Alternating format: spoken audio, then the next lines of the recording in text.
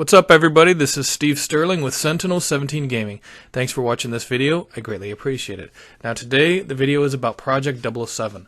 For those of you that haven't been following this, Project 007 is the working title of the new James Bond game in development by iOS Interactive. Now it has been a while since we've seen 007 games. You had Bloodstone 007 that premiered on the PlayStation 3 and the Xbox 360. You also had kind of a remake. Goldeneye 007 Reloaded was a remake of the Goldeneye that we saw on Nintendo 64, and of course Goldeneye Reloaded was available on PlayStation 3 and the Xbox 360. So it's been a while since we've seen a James Bond game on consoles. iOS Interactive's stealth action game Hitman 3 is still a new game, and it shows just how capable iOS Interactive is at delivering this type of action that we would like to see in a James Bond game. From the first cinematic opening sequence, which is definitely over the top and dramatic, to some of the attire that you see Agent 47 wearing in certain missions, there are already numerous nods to the James Bond franchise within Hitman 3. Barbara Broccoli, who has been attached to the James Bond franchise for quite some time, felt that previous iterations of James Bond represented in video games were violent without a purpose, and that iOS Interaction's presentation of Agent 47 is more in line with what she would like to see from a James Bond game going forward. Now, there is violence, of course, in the Hitman games, but the violence is not, of course, the first avenue of approach, and a lot of times in movies you see that James Bond tries to be as stealthy or as clandestine as possible in order to achieve his objective.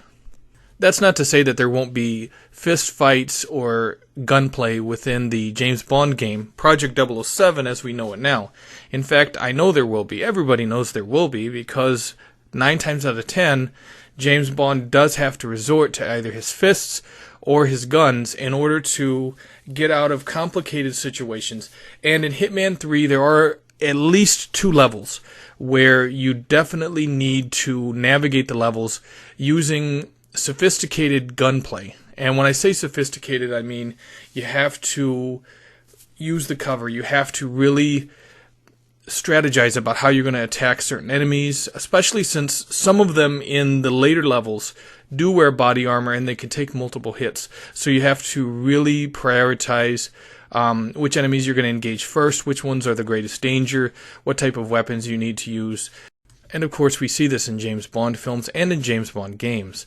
Q-Branch, that works with MI6 in the movies and the video games, makes gadgets and tools and different types of weaponry for James Bond that allows him to tackle his missions in a number of different ways. And of course, in the Hitman games, Agent 47 does the same thing, but he doesn't really have Q-Branch.